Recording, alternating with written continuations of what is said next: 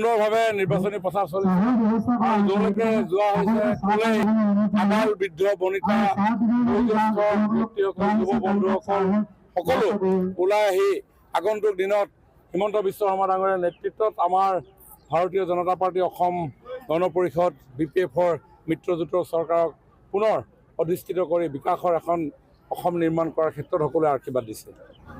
কংগ্ৰেছে যোৱা দিনবিলাকত কি কৰিলে সকলোৱে জানে। কংগ্ৰেছৰ অমনোযোগিতাৰ কাৰণে অসমত উগ্ৰবাদৰ সৃষ্টি হ'ল। কংগ্ৰেছৰ অমনোযোগিতাৰ কাৰণে ডিভাইড আছাম 50-50 বড়োলেণ্ডত ৰক্তাক্ত পৰিৱেশৰ সৃষ্টি হ'ল। কাৰ্বি ভূমি জ্বলি উঠিব লগা হ'ল। বিভিন্ন জাতি জনগোষ্ঠীৰ মাজত সংশয় বিভেদৰ সৃষ্টি হ'ল। অসমৰ জনসাধাৰণে মাহিয়াৰ দৃষ্টিৰে অসমক চাই এই কথা ধ্বনি উচ্চাৰিত হ'ল। অসমৰ মানুহে তেজ দিম তেল নিদিওঁ বুলি ৰাজপথত বুকুৰ তেজেৰে লিখাৰ পৰিৱেশ সৃষ্টি হ'ল। বাট পথ যাতায়াত যোগাযোগ এইবিলাকৰ কি অৱস্থা আছিল আপোনালোকে জানে সকলোৱে। এটা আপোনাৰ সৰু কামৰ কাৰণে আন্দোলন কৰিব লগা হৈছিল। ৰিফাইনেৰী এটা পাৰ কৰাৰ কাৰণে আন্দোলন কৰিব লগা হৈছিল।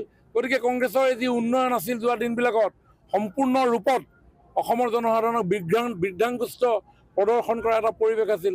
কিন্তু এতিয়া মোদী ডাঙৰীয়াৰ নেতৃত্বত ভাৰতে যেতিয়া নতুন দিশেৰে আগুৱাই যোৱাৰ প্ৰয়াস কৰিলে, যেতিয়া অসমত 16 চনৰ পৰা বিজেপি চৰকাৰ আহিল, মাননীয় মুখ্যমন্ত্ৰী সেই সময়ৰ সৰ্বানন্দ সোণোৱাল ডাঙৰীয়া, এতিয়া মুখ্যমন্ত্ৰী হিমন্ত বিশ্ব শৰ্মা ডাঙৰীয়াই গাঁৱে ভূঞে চহৰে নগৰে আজি বিকাশৰ যি বন্যা আৰম্ভ কৰিছে, তাৰ ফলত সকলোৱে স্বাভিমানেৰে জীয়াই আছে। কংগ্ৰেছ আহিলে কি হ'ব? আকৌ চাকৰি বিক্ৰী কৰা পৰিৱেশে সৃষ্টি হ'ব। আৰু টিংখাঙত মই শুনিছোঁ যে 1 চনৰ পৰা 15 চনৰ তৰুণ গগৈ চৰকাৰ চলি থকা সময়ত এই চাকৰি কিনা বেচা কৰা মানুহজন হেনো এবাৰ ইয়াত MLA উঠিছে। আপুনি বিচৰা বাতৰি পাব কেৱল নিউজ 18 এপত।